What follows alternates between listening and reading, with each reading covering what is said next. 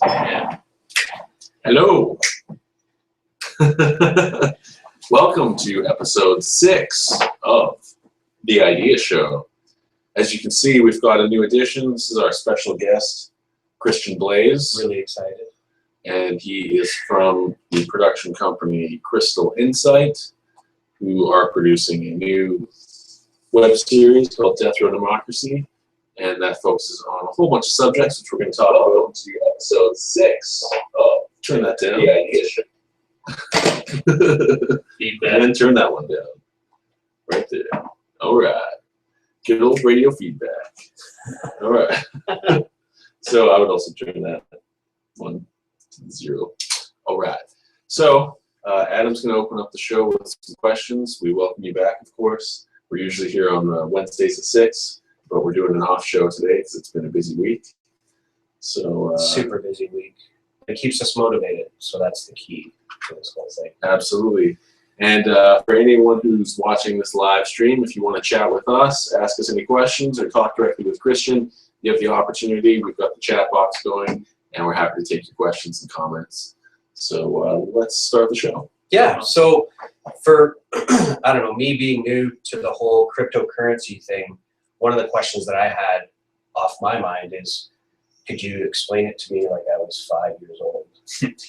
Okay, so yeah, it's kind of hard to kind of wrap your head around it, but then once you do it, it's like the internet where it was probably really tough to explain to people back in the day, like what the internet was going to be, right, when it was just getting started. So the best way that I can explain it, a 5-year-old, huh? The 5-year-old knows what basic money is. Yeah, I guess the best way I could explain it to a 5-year-old would be that you can now teleport money through the internet. Yeah, you don't even have to be on the internet. It's all cryptography, so it's like magic. You could actually take a piece of paper and write out a Bitcoin transaction. Yeah. Like if you know like how it's processed and everything, you could write out a Bitcoin transaction, and that piece of paper could live on the piece of paper until it's broadcast on the network, and then it would be a valid transaction. So even if you're like on an island somewhere and all you have is like some paper that you've created from, I don't know, coconut like material or something, and you made a pen somehow and you wrote out a Bitcoin transaction from an account that you know the private key to, that would work. Because it's just a bunch of letters and numbers. So yeah, it's just math. So it's not like sending somebody cash through an email, right? No, it's in essence, if we want to get a little more complicated than a 5-year-old, you know how a bank has a ledger? Right. Where they keep like all people's accounts, and it says this person owes money, this person has money, this person sent money to this person. It's a record of every transaction. Yeah, so that ledger is normally hosted on computers that the bank controls.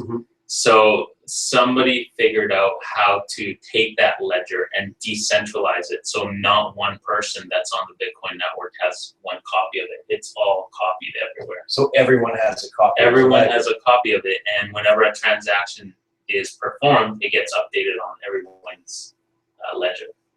Wow. So it's almost like, do you know how BitTorrents work? Yeah, where it takes a little bit of a video. Yeah, everyone who's hosting something is constantly providing. Right. Or the new Windows 10 updating thing is the same thing. So now imagine you could change that file, and every time you changed it, it would get updated to everybody else. And now instead of a video, make it a bank ledger. So what if I don't make any transactions for a while? Wouldn't my ledger be outdated? As long as it's on the internet. What you're talking about is you're talking about a Bitcoin node. So the people that maintain these ledgers, they're called nodes, right? Right. So you have a computer, and the ledger keeps growing and growing and growing in size. So the people that made Bitcoin at the beginning figured the ledger is always going to keep getting bigger and bigger and bigger. But because the price of hard drives keeps getting smaller and smaller and smaller, there's a certain formula like Moore's law that you can use to figure out what the rate of growth of the Bitcoin ledger has to be, so that it always stays under the cost of, so the cost stays low enough that people can like host it on hard drives. Gotcha. I think right now it's like 14. Is it 14 gigabytes? I think, yeah, I'm not somewhere sure. it's like it's in the gigabytes. So that's a ledger. Yeah. Yeah. It's With got every every single transaction since all the the way beginning back of Bitcoin. Wow. So one transaction would be like what, a kilobyte? I don't know Like, the just be a exact string of details. numbers. It might be different depending on where it is. Right. But that whole feature of the nodes and ledgers is essentially called the blockchain. Yeah. Right. And so it's a new type of technology. Like, Yeah. feel free to take over. Decentralized database in essence. Yeah. But And you don't even have to just, right now people are just using it to trade Bitcoins, which are just representing some sort of value, right? Right. But in essence, right now they're tagging it to like US dollars and euros and whatever people are willing to trade for it. Yep. But nothing's stopping people from tagging anything onto a Bitcoin. So you could trade stocks, you could trade a house, you could trade a car. Plane ticket out here? Is that somebody You was can buy a saying? plane No, ticket. you can buy a ticket plane ticket with Bitcoin, with Bitcoin. yeah. But I'm talking about actually like The other way. taking stock and saying I own a share in this company Yeah. because you Wow. own a certain Bitcoin, because each one has Right. a certain address. not even Identity. just identity that Yeah. you can track. Yeah. Wow. So the other thing is because this blockchain has integrity because it's shared, it's distributed amongst everyone. Yeah. It's the only reason Bitcoin works is because you can essentially confirm every transaction as the blockchain updates on everybody's node, right?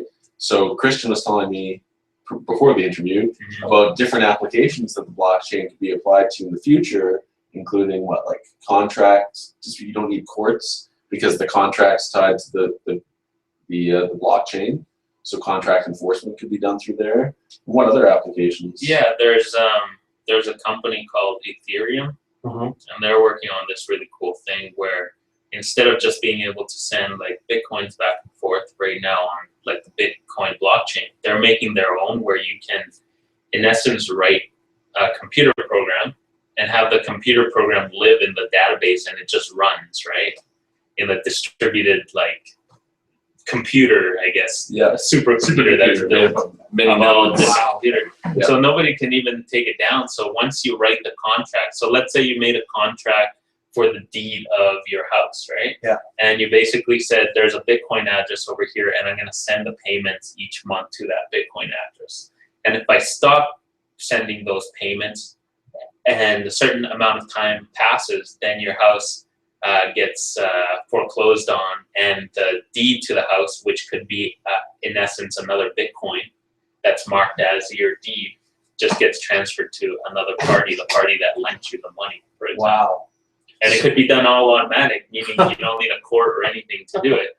If you miss out the payments, it's just gonna execute whatever the contract was from the start, Right. and then there's no people in between, like So you can't fudge with the contract because it's basically open it's set. So in stone. huge applications across the board on so many different levels. for something that would need integrity of some sort of authority. But Yeah. the problem is that humans throw corruption into authority, and the only corruption in computers comes from humans, or like bit decay or something. You know what I mean? Which is pretty rare. So let me ask you something. Out of all the reasons why Bitcoin would exist, what got you specifically interested in cryptocurrencies? I got interested in it because after watching like the financial crash and all this stuff that was going on in the States with after 9/11, I think I really started like. Was that 2 Shemitahs ago? Or were we talking about 1 Shemitah ago when we had the financial crash? Because we're seeming to be doing okay on this Shemitah. I don't know. Yeah. I'm sure. Isn't it not over yet? Or Just financial crash. started yesterday. Ah. The new Shemitah. Oh, the Shemitah, yeah. I was like, what are you talking about? Oh, yeah, that. Yes. Yeah, after 9/11. Yeah. So after 9/11, that's when I started kind of looking into not currencies at the time. I just kind of started studying like why it was that this was even going on, and it kind of. And I used to do Forex trading and stuff like that back in the day for like helping them build systems for Forex trading. And so I started learning about money, how money is created, Federal Reserve, the history of money, all this stuff. And then it just led me to a place where I was like, wow, a lot of the problems in the world are because it's not really the fault of any individuals, it's just the system is fucked. And in terms of its centralized power and yeah, it's centralized power. So like there's just a small group of people on the planet that actually have the say on how you know, the economies of the world function. But I don't you need that for stability though? define stability. Yeah, I guess if you would call what we're in right now stability. It's stability what we have right now. Yeah, stability is like the predictability of people's behaviors and actions so that you can like make stable bets. Because I don't know, I look at the current economy as one big gamble. Yeah. Right? Where they fluctuate interest rates on the gamble that this many people are going to want to borrow and this many people are going to pay back. And that certain corporations are going to do these things to induce spending versus inducing loans. And like, especially with Wall Street, like the inflated housing market and the whole subprime mortgage crisis was just one big gamble. Yeah. That I don't know how they saw it, quote unquote, paying off, except in that a very, very small handful of people made a bunch of money there, and then everyone else got hosed. Yeah. And again, I don't know that ultimately it's like any particular person behind it so much as the system itself almost is pushing people to do those things. Yep. Because it's almost like there's a game and the rules are set out. And if you start trying all the different options, then certain things start to work better than others. And so people discover them and they go, oh, this works better. And then so the system just pushes people to do the things that we're witnessing now. Continuous improvement process. Yeah, and it's just because at the end of the day, I don't know, this is just a personal thing, but I don't think human beings can really like govern other human beings because we're just so complex. Like, so when a certain group of human beings go, well, we know what's best for this group, and they apply it, and they're like, shit, it didn't work. I don't know why. Yeah. Like, we got to sit down and work this out.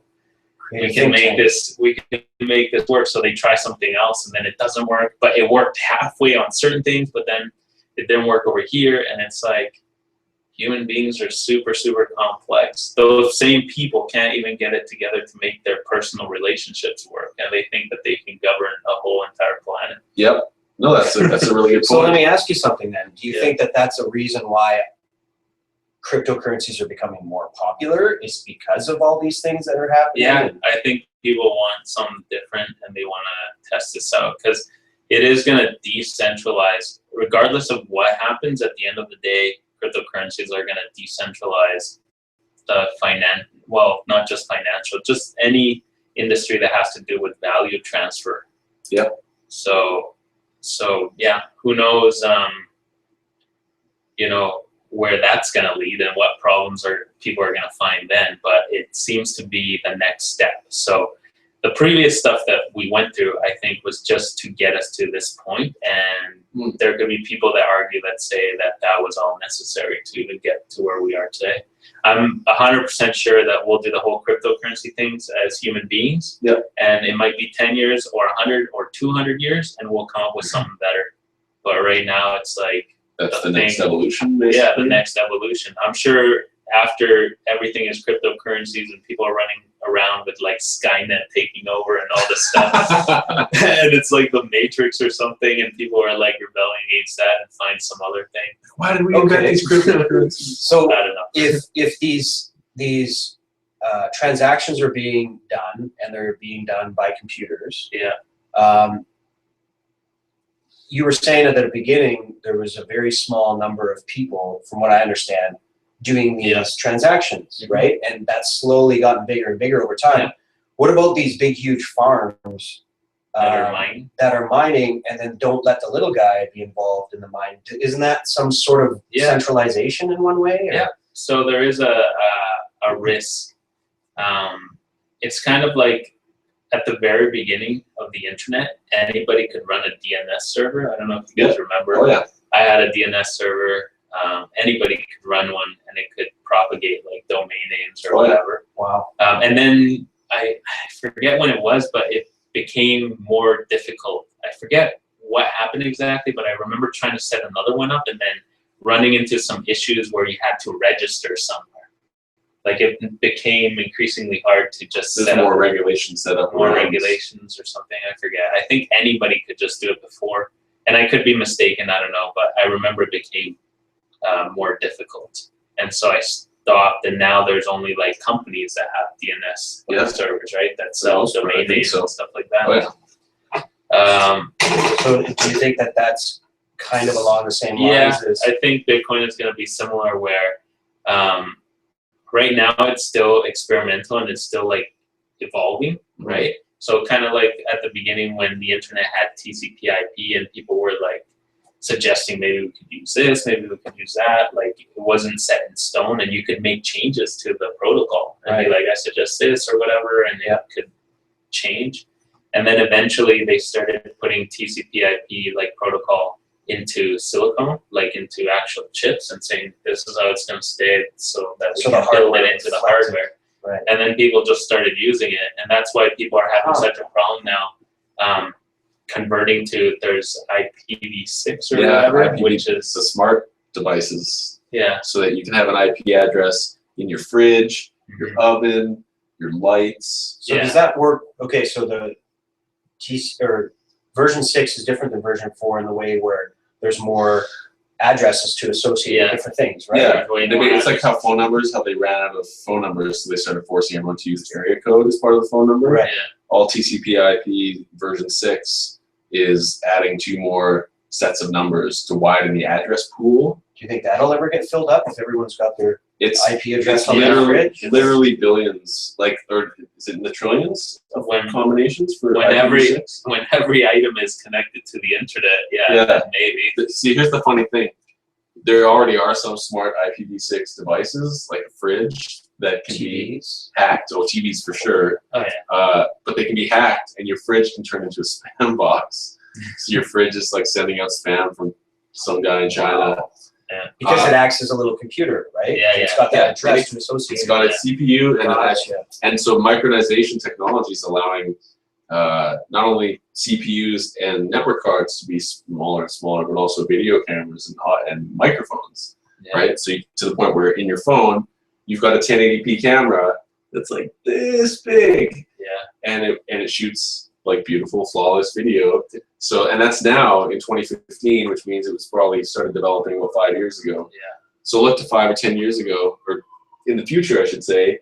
And where's micronization going to be? Is it going to be like you buy a box of cornflakes and it's gotten so cheap to put a camera and a mic that they put that stuff in there? Yeah. I just want to stop for a moment and acknowledge the fact that we have 5 online live viewers right now, which is awesome. Higher than we've had before. And so we just want to acknowledge 6 viewers now. I just want to acknowledge you guys who are watching right now. And if you're watching through YouTube, we've got the group chat box open, so we would love to hear your feedback. If you've got questions for Christian, if you have questions about Bitcoin or decentralization or cryptocurrencies, we would love to take your questions to spur conversation even further. But yeah, thank you. Just an acknowledgement to you guys. So going back to cryptocurrencies, how it changes the game, how there's different applications with it. Like, I've got an idea, and I think my idea is worth something, right? Yep. So correct me if I'm wrong, but there are places out there where crowdfunding can happen through cryptocurrencies, various styles. And I know this is still new, but can you sort of take me through how that works? There's it's interesting because we were looking at doing crowdfunding using cryptocurrencies for our show, and there really isn't like a Kickstarter yet that is recognized. Like, there are some, like, don't get me wrong, we checked, and there's some small websites that have tried to spring up to kind of copy what Kickstarter is doing, just do it with cryptocurrencies. But they're kind of not that polished right now. So what we did, at least for our show, is we're building our own, like, Bitcoin like Kickstarter in essence, I guess. Wow. Your own crowdfunding Bitcoin. Yeah, site. using Okay. Bitcoin. So it's a lot easier than using traditional like currency, because usually you need like someone like PayPal to kind of be like your middleman, because they like take all the transactions and they have to do all the reporting and all this like legal stuff. Mm-hmm. And you know, there's costs associated with even setting up a company like PayPal. Like, Oh yeah, I'm sure they've spent millions and millions and millions. So now you could, in essence, set up, if you wanted to, a Bitcoin transaction like server on your phone if you wanted to, and process Bitcoin transactions. Wow. So somebody in like a third world country somewhere could, if they wanted to, set up a whole website and payment system and everything on their phone. And as long as their phone is transmitting and on the internet, people could be like going through that and doing their transactions. And that's a big changer. So basically anything that has a CPU and a network card. yeah, you could do it on a Raspberry Pi. Like, it doesn't take It's a much. little tiny. That's a tiny computer, Yeah. not an actual Raspberry Pi. Just plug a Cat 5 kilo to a Raspberry Pi. Mm. So in terms of doing fundraising through Bitcoin, is it generally similar to the Kickstarter method where it's pledges, or is it direct contributions? And is there any What we're doing expectation of repayment? What we're doing is, so we're doing the same thing as Kickstarter, where there's rewards. So people have the choice; they can choose $1, $10, like different rewards, and then they pledge it. They give us their like email and everything, and then we just—it's the exact same thing except using Bitcoin. So, yeah. So, tell us about the project that you're doing right now that involves that process. All that stuff. And it also involves in the storyline, correct me Yeah. if I'm wrong, how cryptocurrencies can. Yeah, It's kind of a. it's all related. It's hitting a bunch of different subjects. It's right? very Yeah. interesting. So the idea from for this show came a few years ago now, Yep. and I remember I was hearing about Bitcoin and everything, and I guess it's a combination of things, just all the political stuff that was going on at the time, understanding the Bitcoin stuff, and then I started getting this idea that what would happen in the world in the future, or what would the world look like if every single power structure was going to get decentralized, and what would happen if the people that currently hold that power didn't want to let go of it, and in essence have the next generation inherit it, I guess, because right now it's all concentrated, and what's happening on the planet is that all that is getting spread out. I mean, I think it's more like a personal. I think what's going on with Bitcoin and all that around the world and the internet and all this decentralization of power is a reflection of how people are evolving spiritually. It's just getting manifest on the planet. That's it. So I don't even see. I think it's important, Bitcoin technology and all that, but the actual way that it manifests is not as important to me as the fact that if you talk to people around the world, I think people are taking more responsibility for self, and that is just being So moving towards self-governance. yeah, Naturally. Self-reliance. yeah. Which- People are just becoming Well, they're not putting all their eggs in one basket, where it used to be, I've got a job for 40 years, I retire. Now it's like, I've got 6 jobs, and I'm trying to sort of keep it together, because first of all, it doesn't exist to have a job anymore. A career. A career, I should say. But yeah, a friend of mine's dad worked at a place for 45 years and retired. And, for us to tell our kids, that exists no. is so not putting all your eggs in one basket becomes sort of like the norm, or, and part of that would be, do I put all of my money in the bank, or do I put some money in cryptocurrencies, or the fiat currency, gold, like there's always space it different out, options. right? Yeah. So you're not necessarily reliant on a system whose power struggles are slowly being dwindled away because of all of these new opportunities that are rising that people are starting to become more conscious about. Yeah. So, yeah. I mean, it's an interesting landscape, and it's from what I've been observing, constantly changing, and allowing for these new people with new projects to come into fruition easier and faster because they're there to be able to support the process. You know. Yeah. I mean, it's really exciting because I think what you're doing right now is going to be a reflection of what's going to be standardized in the future. And people who have their fingers on the pulse, you know, are starting to look and seek out these types of, I guess, scenarios or concepts, right? Yeah, it's interesting. So, like, tell us, the project's called Democracy. So, right. So going back to the project. So these were the things that I was thinking about that kind of like gave birth to the idea. And also I was thinking about my daughter because Crystal was pregnant and we were waiting for Lyra to arrive. And so that always, you know, you have kid. Yeah. So you have a kid. We're all parents. Yeah, you know how that changes the way that you think. Absolutely. For sure. Yeah, you totally change the way you think.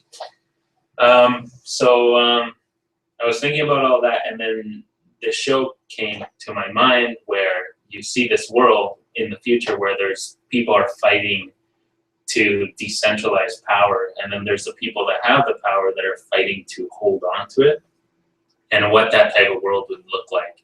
And it's not much different than what's going on right now, except that in our fictional story, it gets much, much worse. And I don't know that something like that would happen. I hope not. I think that a lot can be learned from the show so it doesn't go down a very dystopian path.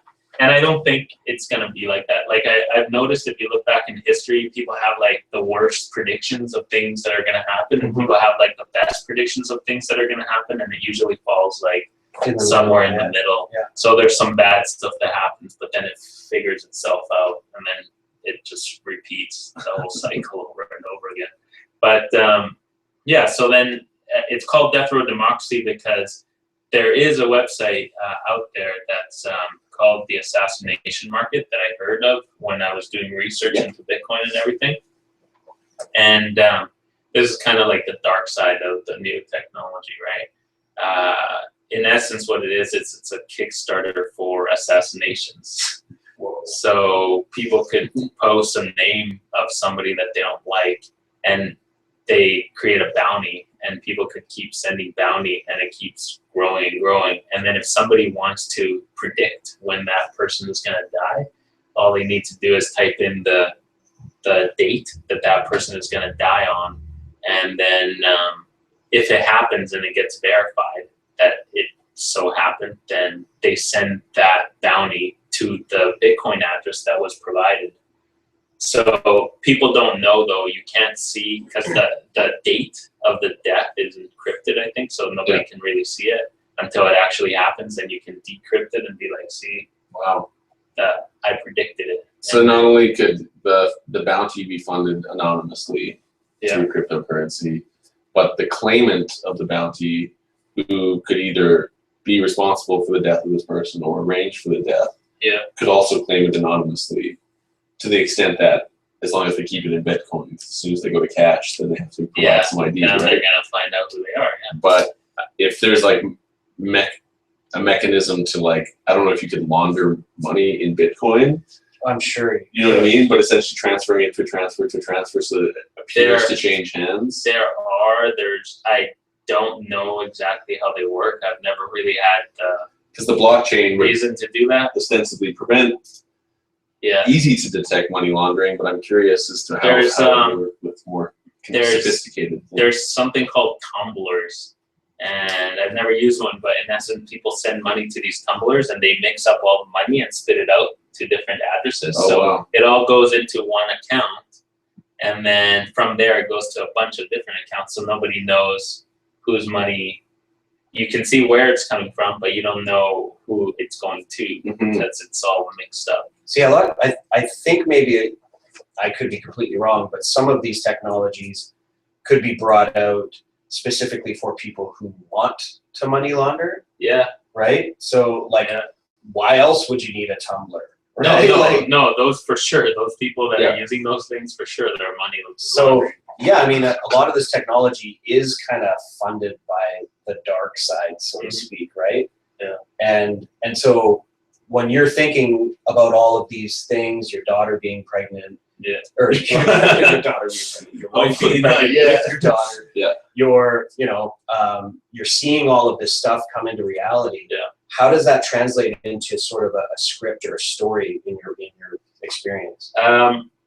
Well, that's when, because the reason people aren't as autonomous as they could be is because people are scared that if people were given the liberty to be themselves, that we're all going to run around like raping and pillaging and shooting each other, and it's going to be like total complete, Dark age? Yeah, like a dark age or something. That's the fear. And so the reason that I was attracted to this idea about the assassination market is because that is one of the fears that people would have against like cryptocurrencies and stuff like that, right? So instead of just pretending it doesn't exist, which a lot of people in the Bitcoin space, like the legit companies or whatever that are trying to do, use the technology with banking and stuff like that, they want to stay away from mentioning all this because they want the public to like Bitcoin or like crypto technologies, and they know that this sort of stuff could scare a lot of people. Bad PR. But at the end of the day, nobody has actually gotten killed on something like that yet. But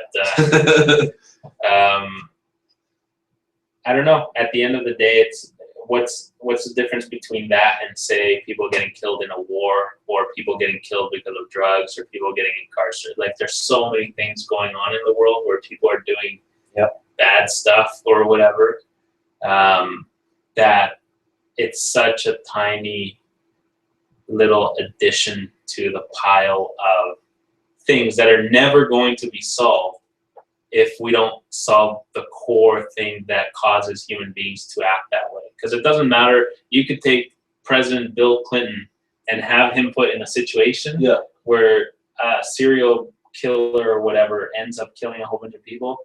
That's kind of extreme, but hypothetically, you could take most people, and if you change their environment, they'll end up acting like the people that grew up within those environments, right? It becomes like a different normal.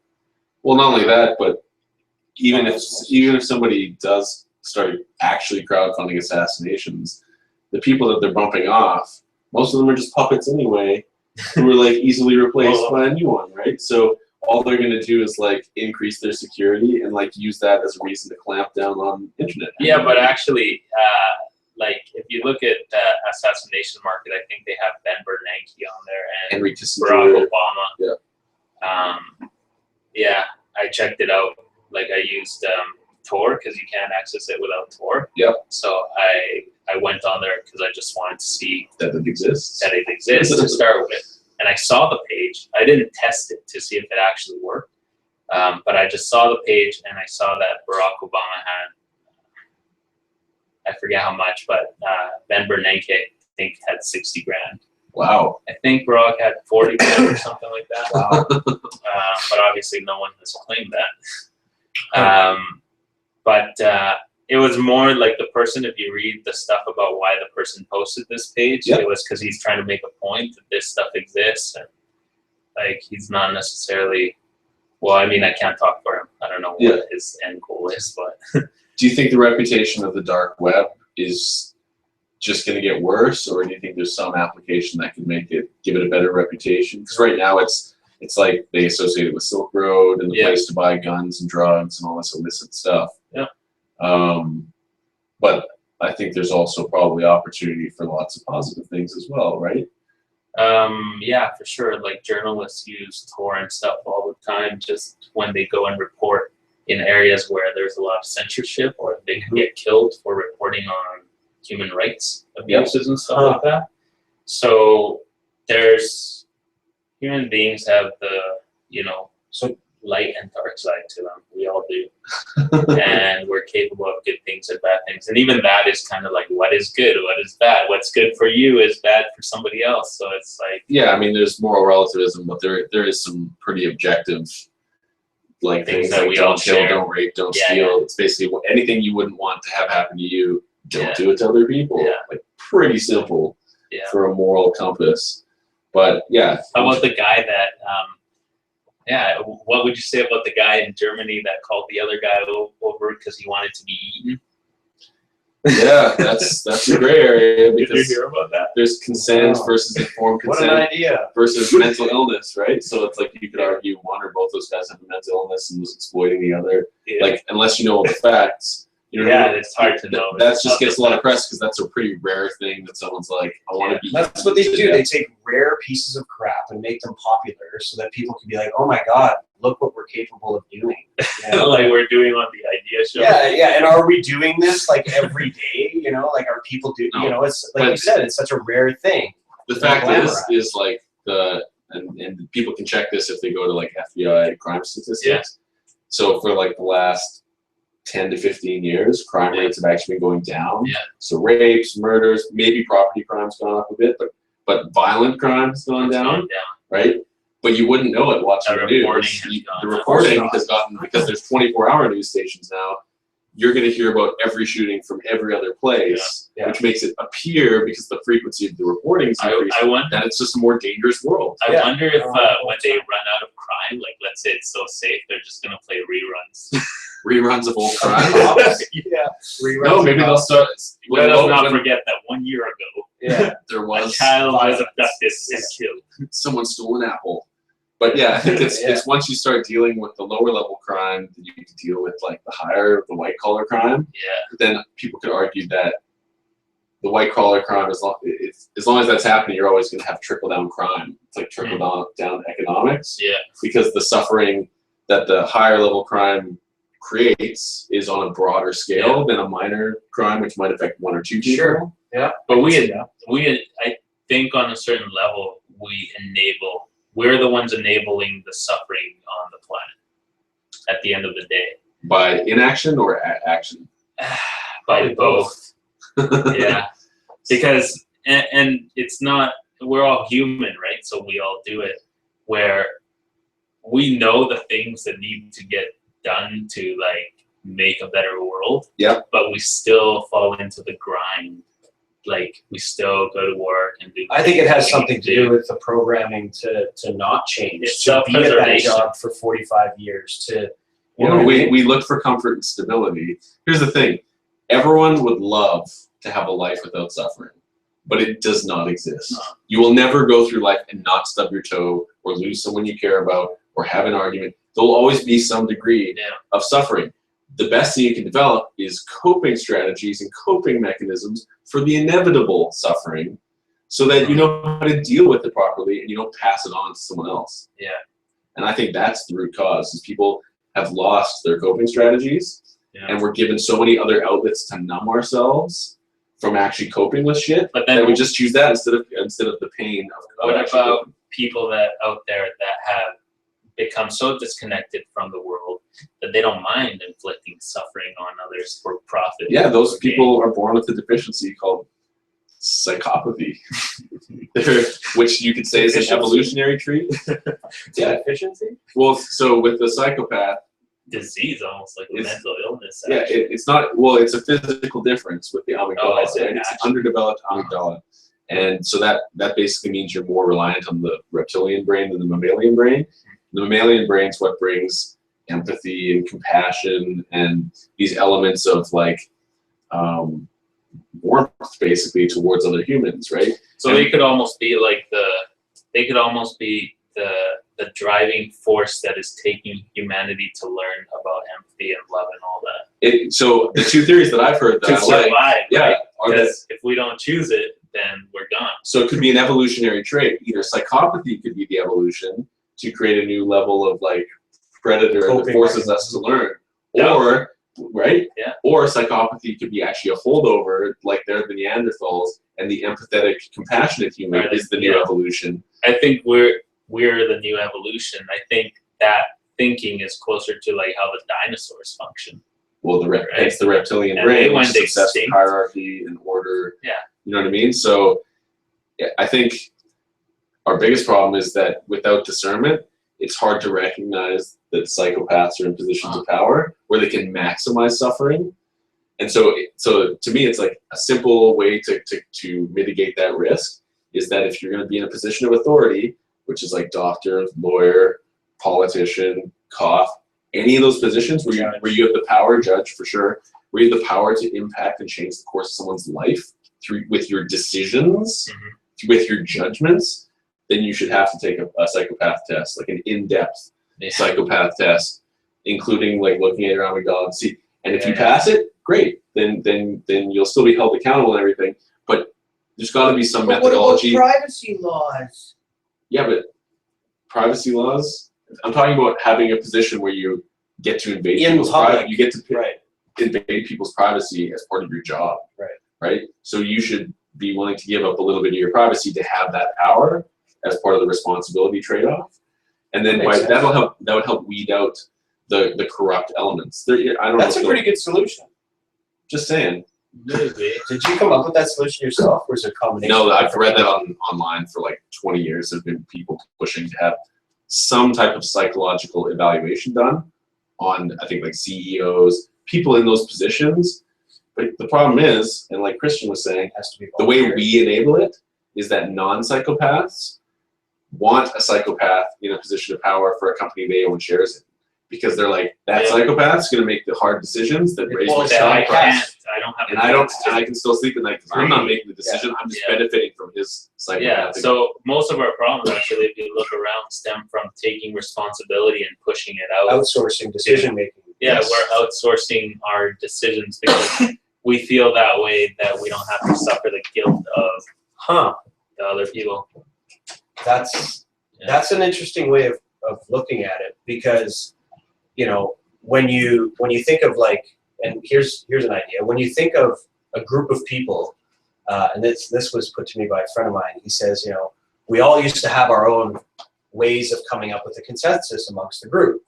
And when the group sort of grows, and it grows to the point where you're 150 people, nobody has time to address every little consensus. Yeah. And so you have to meet under the elm tree, right? And then eventually you can't go to every meeting under the elm tree. Yeah, so you get your friend to say, okay, well, if this is going to happen, just I'm a yay for this. Yeah. I'm a no. So the idea of representation, while good on the surface, has become disconnected in our society because we put a lot of trust into people to represent us through the voting process. Yeah. And even though it's like after scandal after scandal, after broken promise after broken promise, we still, every 4 years, like all these people on Facebook are just like, don't forget to vote, do this, we're gonna make a change. And I totally get where they're coming from, because you're always upset with whoever's in power. Yeah. So when it comes to election time, you're like, just vote the bums out, vote for the next guy. But then if you go, well, should I vote with my heart? They're like, no, vote strategically, make sure you get the bums out who are in. But then the next election cycle, they'll be like, well, now these guys are bums, whoever got voted in. Yeah. So it's like, at what point, it's like going through an abusive relationship where you're getting stabbed every other day, but only once every 4 years do you get punched in the face. So you're like, well, I kind of don't remember the abuse from 4 years ago, so I'm gonna re-engage in this process, which inevitably leaves me disappointed. I think people have to start looking at voting as a tool to one other tool to get to something better. So you don't just, well, you can do whatever you want. You can put it aside if you want to. But the way I'm starting to look at it is, sure, vote, but do it strategically, not necessarily because you believe in that person doing stuff, but maybe choosing the person that's going to stall the current system and keep it like closer to dying, pretty much. So even more. So like lower your expectations of what you expect from politicians. Here's a good one I heard. Or is it pick the least of the three evils? Well, here's one. Somebody told me the other day, if you don't vote, you can't complain. And then somebody else said, that's why I can complain, because I didn't vote. I'm not contributing to the problem. Right? Yeah. And so, you know, Yeah, Just call it for what it is. I'm saying I heard the story and I thought it might have been relevant to the situation. So yeah, I think like you're saying, it ultimately I don't think it even matters. Like it's just a game with rules, right? Yeah. And so people have basically said we want to play this game, and they've just signed up for the rules. So those people are playing squash, right? Let's say they're playing squash. That's not the only game on the planet. Yeah. Like there's soccer, there's baseball, there's all these things going on, and you can choose to play them all, or you can choose just to play squash and say that squash is the end all be all, right? Like all these politicians around the world want people to believe that there's so much power in what it is that they're doing. Yeah. When at the end of the day, the real power is within each and every one of the individuals on the planet. Yeah. That's Well, it. and think about, you said voting politically is like one tool Yeah. out of many. You vote every single day with your choices, whether it's to bingo. you vote with your dollar, Yeah. right? You vote with your time, like With where your you spend voice. time. You vote with your voice. Yeah, You vote that's with your what- hand when you write or comment on something.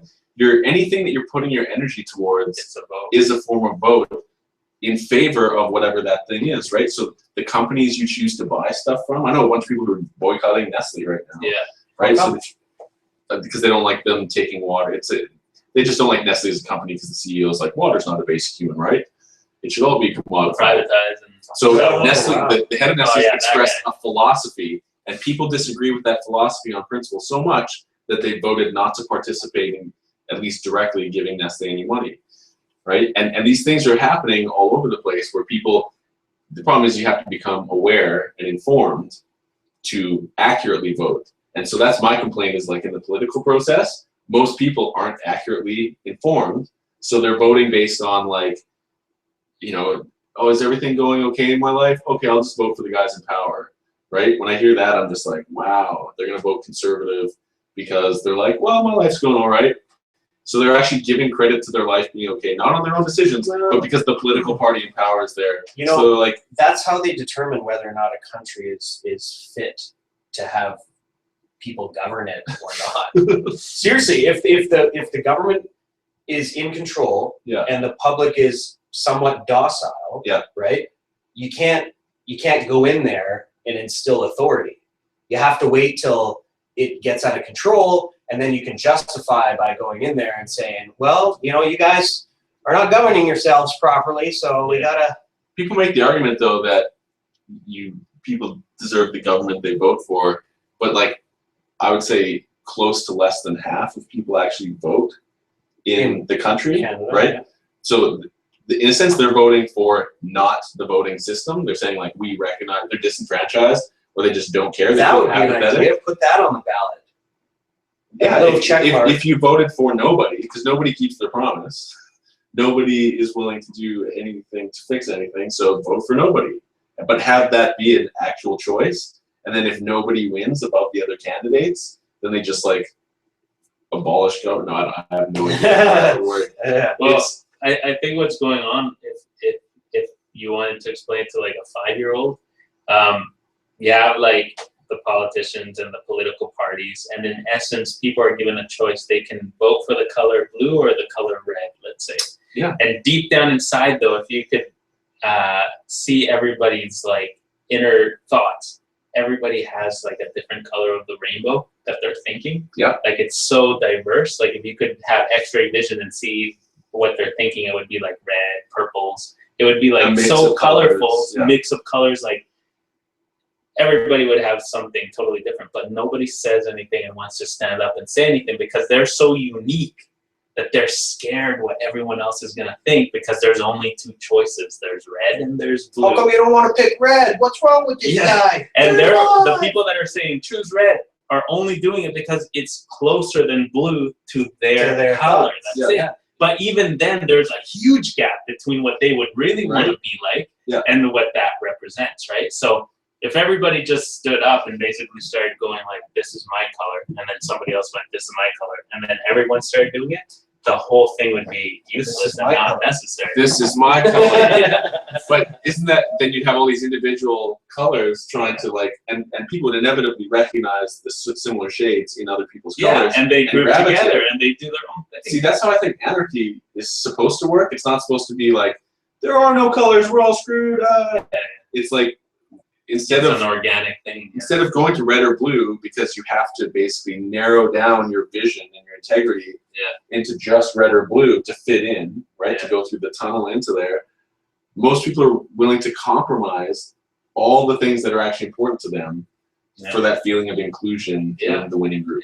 So we'll ask you guys, if you guys have anything to say, feel free to Who are you voting for? Yeah, Tell red us or right blue? now, red or blue.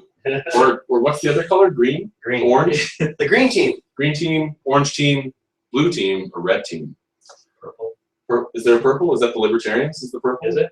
I don't know. Oh, I thought it was so- royalty. I don't know. That's above government. Loyalty. Royalty is purple. So, are you going to vote? Let us know. We want to hear, because I'm not saying don't vote. I'm just saying I understand why people are like, there's no point. I'm not saying don't vote. I'm saying vote every day with millions of Oh, our votes. friend Kyle actually, he just released a film called The Drop. Yeah. Did you guys hear about that? No, tell us. It's Something about it's about basically it's a Canadian documentary about why young people don't vote. Oh, the drop in voting. Okay, Yeah, it's because of pretty cool. things like Key and Peele's "Dunk the Vote" sketch. which they've tried scrubbing off of YouTube. Yeah, YouTube's like Yes, who's they? Who knows? just the people who don't want you to vote or who want you to vote, but for the I don't know. Point is, they talk about the vote in terms of the electoral college in the states, at least, Hilarious. where it's like, so my vote doesn't actually count. It's more of just a suggestion. Where the electoral college, they make the actual decision. That's the states. Here in Canada, what do we have first past the post, or is it still a flawed system where it's I don't like, even know. see, we're so disengaged from the political process because so much of it is just ham-fisted BS, unfortunately. Like this? It's just, once you've lived through a few election cycles and you become politically savvy, it all appears to be just like a joke of a puppet show. Because even though a party, a red or a blue or an orange, might profess to have a bunch of interests the same as yours, once they actually get into power, sweet, we got some comments. Once they actually get into power, they're up there. Oh. Then they renege basically on any of the promises and water down all the rest that were the important ones, right? So whether it's Obama getting into power and going, oh, I'm going to close down Guantanamo Bay, and that's like one of my key platform things, and then he gets in power, and it's like, well, I'm having a bit of trouble closing her down. Got a lot of vested interests there, you know what I mean? And so over time, people are like, oh wow, this guy didn't. So is it like the promises. crazier you get, the more money you could get because of how crazy you could be to get that money? Like Donald Trump? I don't even know who that is. Toronto Dump? Toronto Dump. I know. Yeah. I think He's just political saying funding is a whole whatever. other thing, yeah. Can you imagine decentralization of political funding? Because right now, it's like big donor, big donor, big donor, big favor, big favor, big favor, and that's the cycle, right? I think Clinton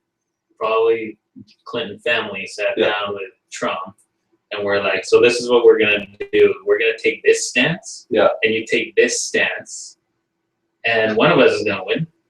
Yeah. We're friends. And if you And then win, we'll appoint the other. scratch my back. Yeah, exactly. Oh, That's all that's going on. I'll scratch yours. So Donald Trump is an actor.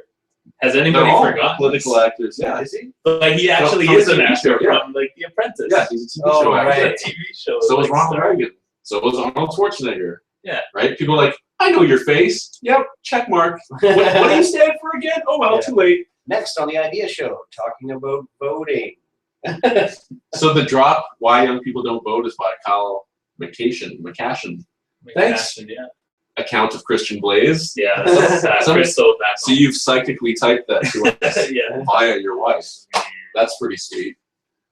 And the current price of Bitcoin is currently at $311 It's been Canadian. pretty stable. Did that for go months. down? It's or up? been It's doing been pretty this. much the same for the past since the Months. beginning of the year. Oh wow. Somebody said it went down a little bit. Well, because it skyrocketed. It's to- funny because Where did it peak? it peaked last year at like almost 1,200 That's Canadian. what I heard. Yeah.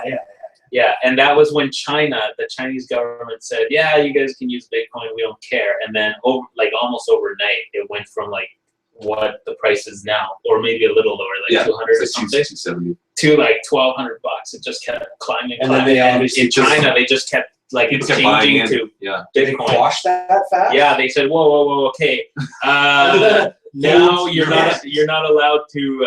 Banks aren't allowed to accept Bitcoin in any way. So then it dropped a little bit, and then they said, okay, now no converting it to any sort of money. If you're gonna use it, and they put up a whole bunch of like regulations and stuff to kind of like stop it. They're like, and we don't recognize it as a currency and blah blah blah and all this stuff. It's a big sell-off. Yeah, huge sell-off, and that's where it came down to where it is right now. But then it's interesting, after that happened, that's where the whole world kind of woke up and went like, what is this thing that happened? And everyone was like, oh, it's a Ponzi scheme, or it's a this, or it's a bubble, or whatever, because look, it's crashing.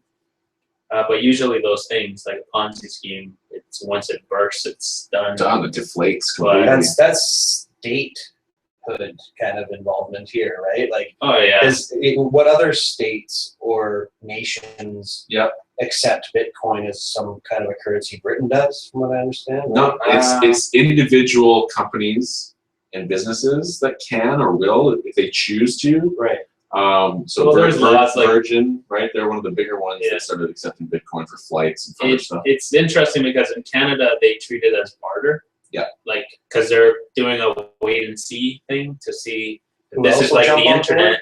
No, if this is like the internet, imagine at the very beginning they would have put a lot of regulation on the internet. We Yeah. would not have the freedoms or the technology and developments that we have now, right? Mhm. This is true. So Canadian government's being smart, I think, by just like a wait and see attitude. Let's see what happens. In the States, each state in the state is doing different laws. Like New York started making some really draconian like rules to deal with, like they wanted to treat people like almost like money, Like automatic money, like if lockers. you're like a payday loans or a bank or something, you know, Yeah. tons and tons of money to maintain all those paperwork and everything and regulations and Wow. everything. Yeah. So what ended up happening was a lot of Bitcoin businesses left New York. So there was an exodus. And in fact, if you go to some services from New York, you'll get a page that says you're in New York and we don't want to deal with any customers from New York. Because they made it So cheaper. California is different. California is being more lax. I and, think what's happening Valley. is that they can't figure out how to make money off it, so they don't want it. If they could capitalize on it in one way, shape, or form, Yeah. they'd be open doors. you Bank know? of America just filed some patents. They're trying to patent some processes using Bitcoin and stuff. Really? Yeah, the NASDAQ is experimenting, trying to trade shares using Bitcoin. Because I think they like the idea of the blockchain for integrity, Oh, right? yeah. But they're scared of the decentralization aspect because you got to remember, tons of banking and Wall Street shit is based on control fraud. Yeah. Right. Warren Buffett said that Bitcoin was rat poison.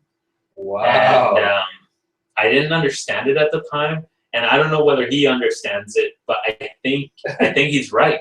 It's rat Because- poison to the rats, Yeah, it's rat poison to which the are rats. Bitcoin users. Because they are starting to use it because it's going to be the first big actors in that space. Like when banks start getting into it and everything, the first guys in are going to make so much money because their competition is going to be left in the time of like non-Bitcoin. He accepts cash. yeah. The early adopters, though, right?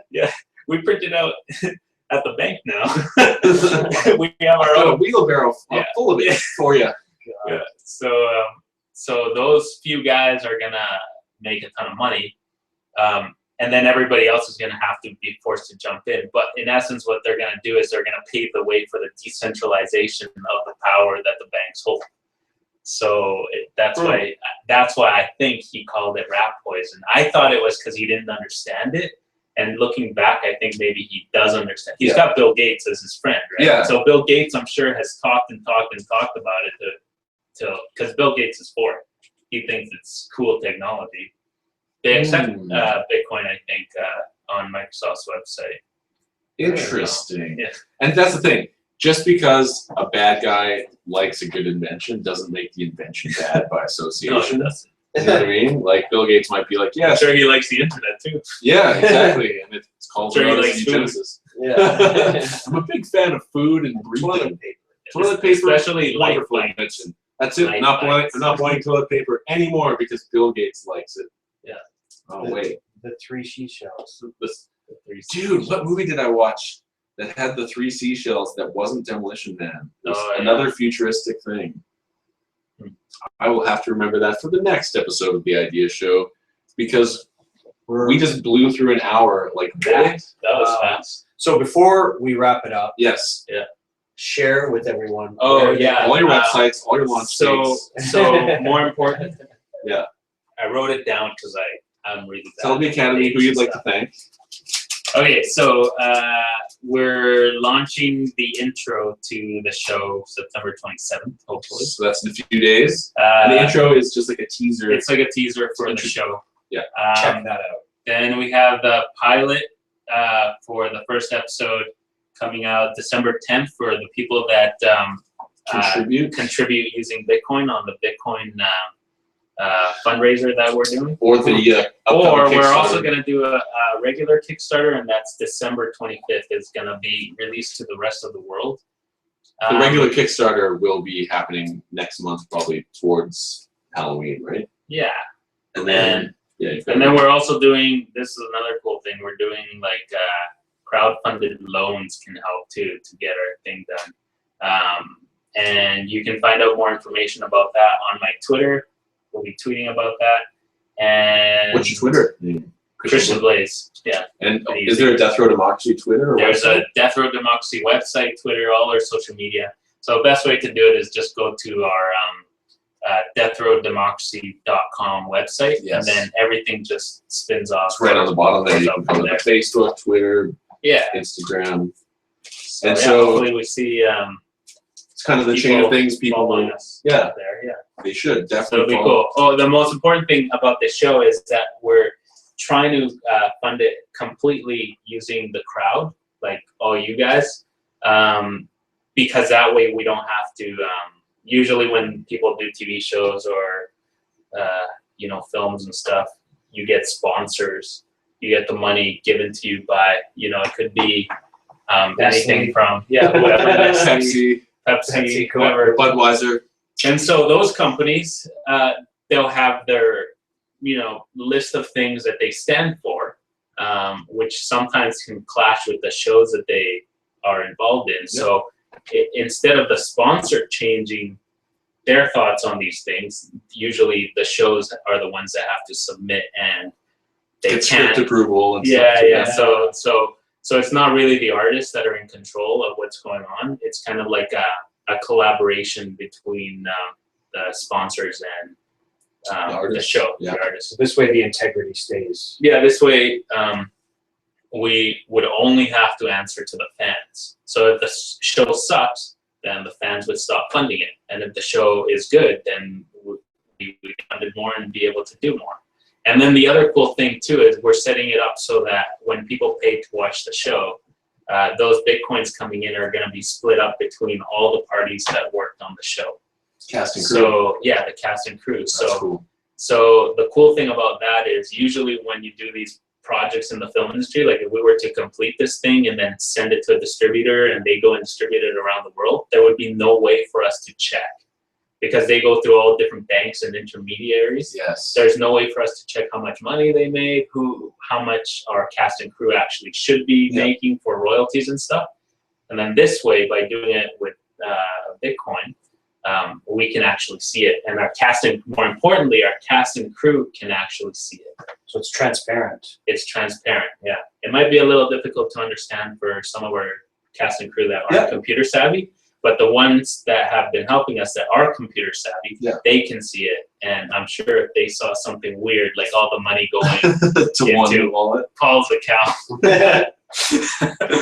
then they would be like, "Hey, wait a sec, what's going on there?" We should work on doing, like, before Death Row Democracy launches, some kind of like intro, like a boiled down to explain like I'm 5, Bitcoin, the blockchain, and the dark web, maybe. Explain. Although I don't know much about the dark web, but the idea of Tor and like why does this even exist? I was going to ask you guys about that. What's the difference between Tor and BitTorrent? It's totally different. Yeah, BitTorrent is to share. BitTorrent's a file sharing system that allows people to hold entire files but share chunks of the files out on a wide distributed network. So it speeds up downloads essentially, because instead of downloading from one source, you're downloading from 10 sources simultaneously. Right.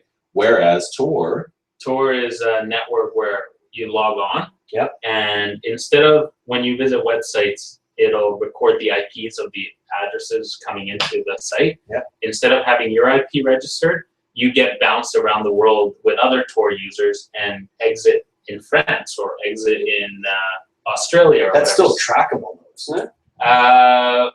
There's ways to do it, but it's very, very complex. So to it's trace it not back to the easy. source is not easy, because you're bouncing off of so many, and everyone else is bouncing over so many. So you don't know what's an authentic hop versus what's just like a hop that's Like meant to be. one way, I don't know the full technical details of it, but one way was like the NSA sets up Tor servers, and then if you so happen to be the unlucky person to connect through that server, then there's like a man-in-the-middle attack. Right. I don't know how it works exactly, but there's They can trace route it back Yeah. or something, but it's definitely more encrypted than just using the open web where your IP address. Oh, and is each completely time- visible. each time there's a hop, like each time you connect it with computers in between, it gets encrypted. So it's like encryption over encryption over encryption. Right. So you get through, the further out you are, it's like really hard. Yes, it's what like journalists who might have gotten Edward Snowden's information would Yeah, use they were Tor, using that stuff. right? yeah. Because otherwise it's easy to snoop on all their stuff. Yeah, if this you- just makes it really, really hard. So it's like right now, I don't think people realize, but all our information, I mean, all the companies, Amazon, Google, and all that, everyone's been switching to HTTPS. Yep. Just in the last like few years. to I guess, SSL, which SSL has been broken already, but they're switching to it now because as at least it's better than nothing. Exactly.